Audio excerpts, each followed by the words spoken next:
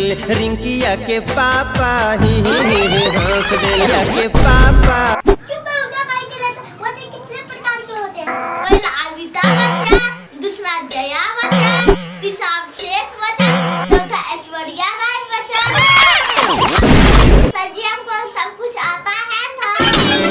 नौटंकी नौटंकी नौटंकी नौटंकी नौटंकी नौटंकी